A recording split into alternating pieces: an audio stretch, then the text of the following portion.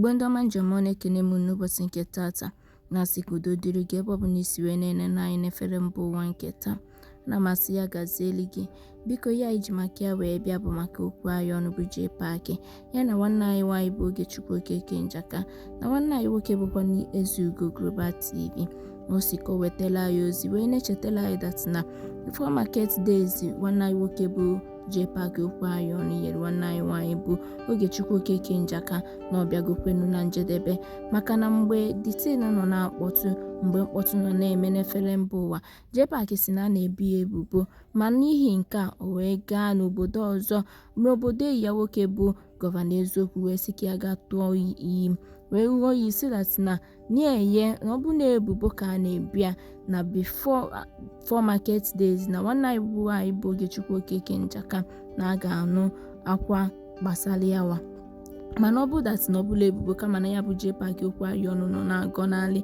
na ihe kwulo ihe dota nwanne anyị nwaanyị bụ Ogechi Okeke Njaka nọ na-agwa that na by this time January next year also no January next year that na ihe dota mee ya ọwụ kpọkwa iru mana that for market days agafegonu anyị anụbe anything from nwanne anyị nwaanyị bụ Ogechi Okeke Njaka anyị anụbekwen from nwanne anyị nwoke bụ Jpac okwu anyị ọnụ ma no from onye ọzọ si that na-ekwu ihe dota eme then nwanne anyị nwoke bụ Ezugo Global TV wee sị kọpụta wee kwuo okwu gbasara ya bụ alụsị eje wee tụọ mmadụ wee sị ka okwu wee chetakwelu Jpac okwu anyị ọnụ that na that for market days na ọgagokwen ya afụbekwen anything ọbụla merụ nwanne anyị nwaanyị bụ gịnị Ogechi Okeke Njaka biko ka anyị ga-enye ntị n'onu wee n'ihe ọ chọrọ ịgwa anyị ngwa nene vida like play I am on go for market days ga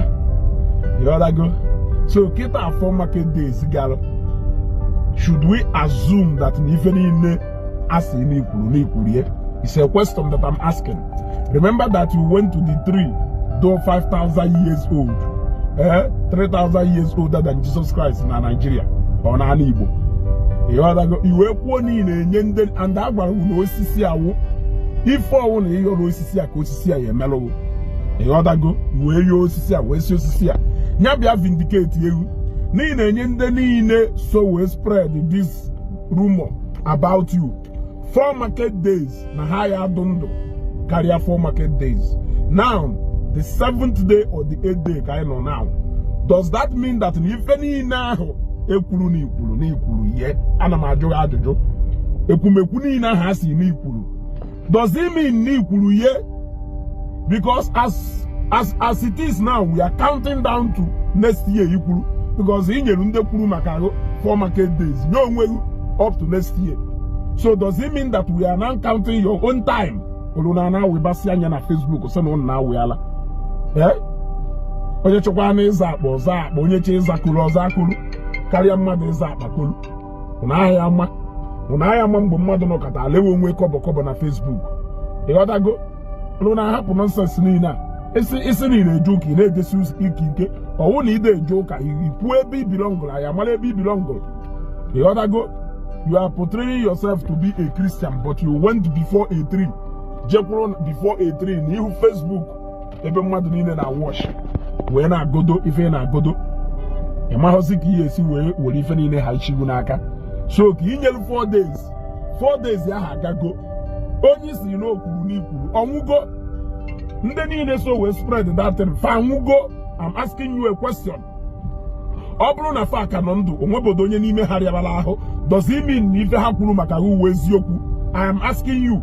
Ọnọkata na na-eme kasị nonsense ma aghọtaghọ onye nọkata ọmagoro na ofe ife ukwu osisi ada eku ume ukwu osisi ada afụ ụzọ ukwu osisi ya wee egbutu oketa awa ya nkụ jee n'ukwu isi ije reclaim your innocence. So have you proven yourself innocent? The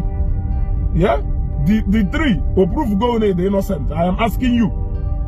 The three or proof go on the innocent. Judging by what has happened now, will it be right in Obro na equal na if I equal about you, neither innocent of it? Because neighbor that three clearly no one need the innocent of if I am equal.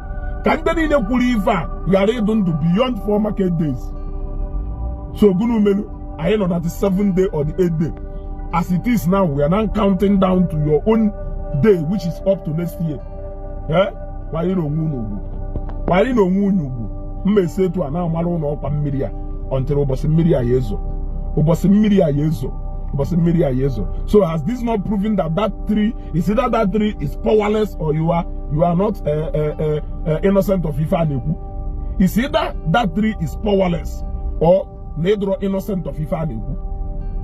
That should be what I will assume, because in after 4 days, go zoom one of the anyhow, because we say that no mother you could have been on Facebook. When I try to young on mother you could have been on Facebook. Only declare one on Onya. What I go, my police on Aponaven.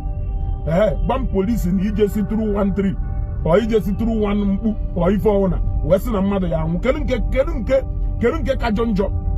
Onye go na police or when you not to go unga. Or when you not to go unga. Ono na achoko osuni. And then I see he say, has he not proven that it's either that tree do powerless or you are not innocent? If we should judge you by going to that tree, if we should judge your actions by going to that tree to go and cry na that tree, it means it's either that tree is powerless or you are not innocent. You understand? Ono katune wola kun ne implicate gali omun. Go we woro na na make say you are actually trouble. You must be a trouble.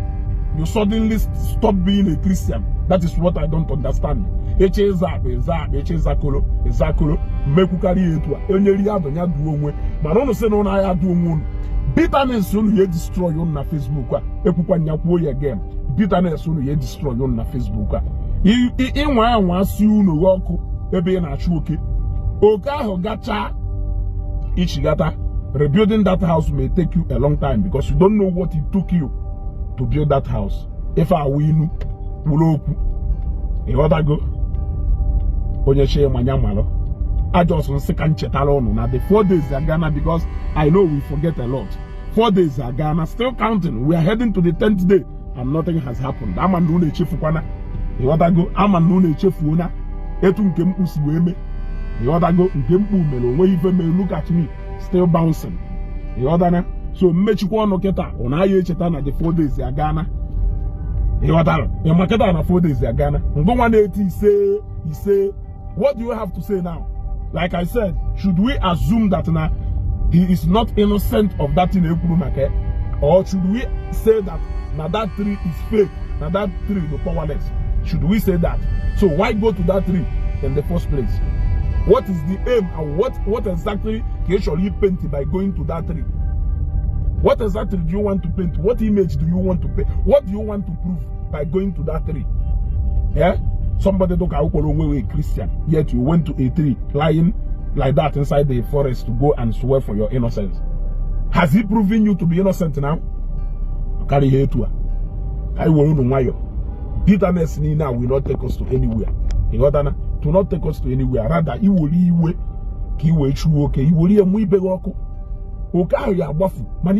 rebuilding that house will be a very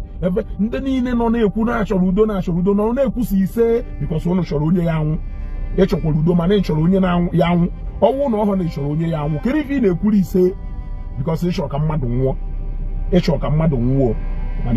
police na intimidating mad. Carry here to a come Happy weekend, my people.